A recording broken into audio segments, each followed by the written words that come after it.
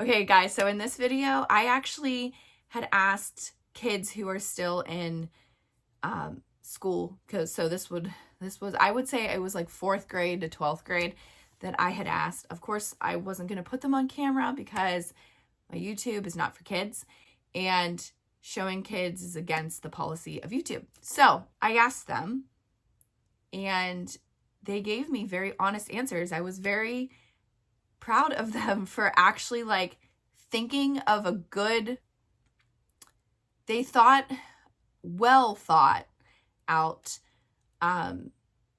what they expect a substitute teacher to be in their classroom.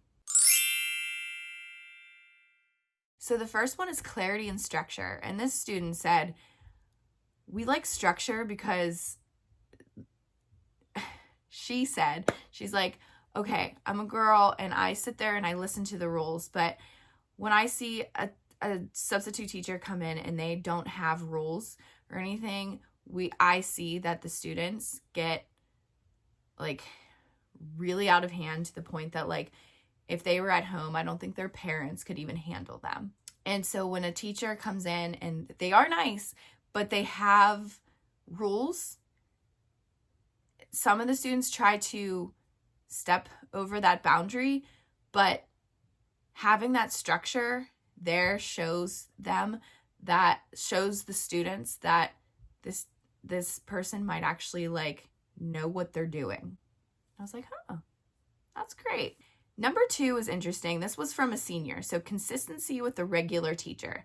So they said that if you talk to the teacher and what they want to do, or you talk to the teacher about something that might, for example, she said, this is another girl, she said, the one day I had a guidance counselor appointment, and that teacher wrote in the sub-plans that I needed to go to the guidance counselor. And I liked that the sub knew that, because she was able to do what she needed to do.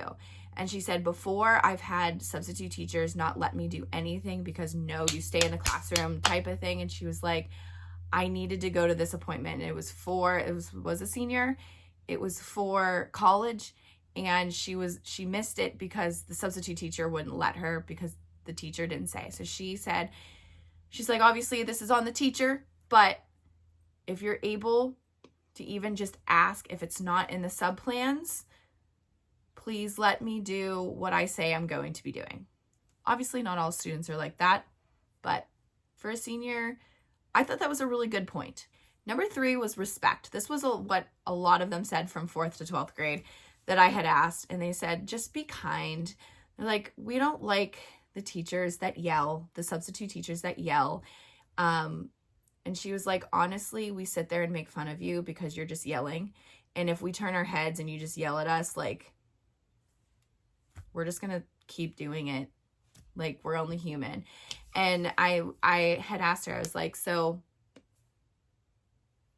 what do you want? How do you want them to be? She's like, I think this goes back to the structure, part 2, but also just being like, you can be kind and say no, or say stop doing that, versus yelling at us, because we are human, and no, we're not perfect people, and we understand why you're yelling because this isn't your classroom, but we are people and we don't like to be yelled at, and we want respect.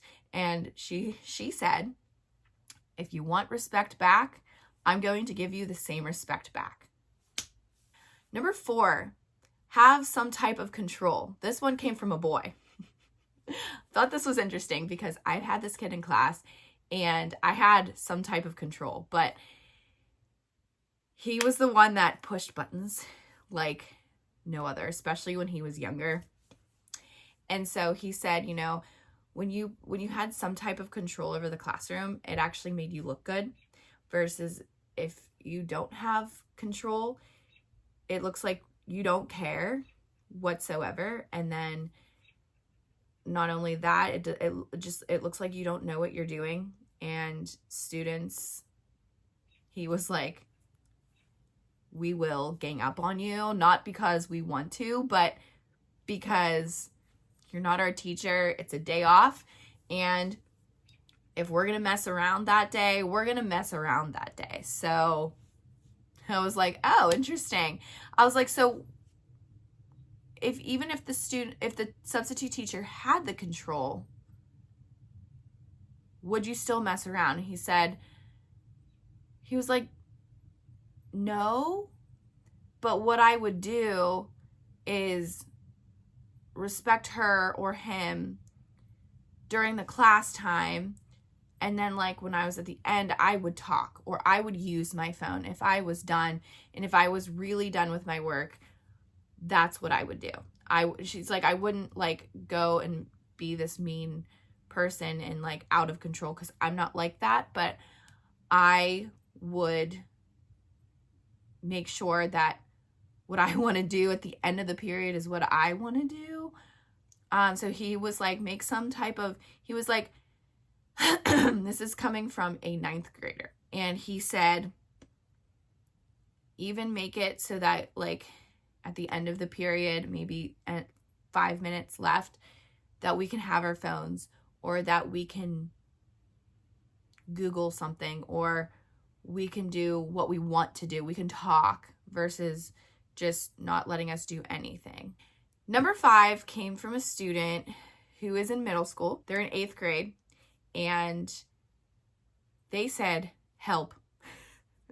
And I was like, elaborate a little more. And they said, sometimes the teacher thinks that we know what we're doing. And for the most part, we do. But if we were absent the day before, we don't know. Even if it's on Blackboard, because sometimes it just like changes. And not only that, like I don't know everything. Just because I'm studying it doesn't mean I know it. And I was like, well, how about this? Well, I was like, what if a substitute teacher like me, I was in physical education and you're in math class. I'm not good at math. And I was like, so what happens if you ask me for help with your math? And I'm like, I don't know what I'm doing. And he said, 1, that's understandable because math is hard. And I was like, okay. And then he said, 2, write my question down so that it can be answered. And then if I don't answer this question for a reason, have the teacher not dock off points. I was like, well, I'll try that. Okay. And he said, 3, Google it or use ChatGPT. I was like, okay. It's like, he was like, yeah, I don't see a reason why the student or the teacher can't look it up. It doesn't mean that you're stupid. It just means that try to help. Don't just sit there and do nothing. A lot of them said a positive attitude, and having them elaborate, they just said, we can tell when a substitute teacher comes in and they are mad about something, they are confused, or if they've been in this class before, we can tell that they don't want to be here because of how we acted at a different time. But as a student, now this is coming from a 7th grader, she was saying, when you come in there and it's a different day, like try not to reflect on how bad we were before, or if you weren't supposed to be our teacher, like we're happy you're here, like especially if we like you, just don't be so snotty. And then the other girl that was sitting there with her goes, yeah, like just be happy or try to be happy. And they were like, and when you show your happiness, it actually shows confidence in you and it makes you look like a better person. And the last one came from a senior, professionalism. I was like, professionalism. And they're like, yeah, like just use, it was a boy. And this kid is someone wwho was always, he's a like student council type of kid. So he was like, you know, we've all had the sub that like comes in, has no idea what to do, is on their phone the entire time, who kind of swears a lot, or like someone goes to the bathroom and they don't do anything about it, or someone does something and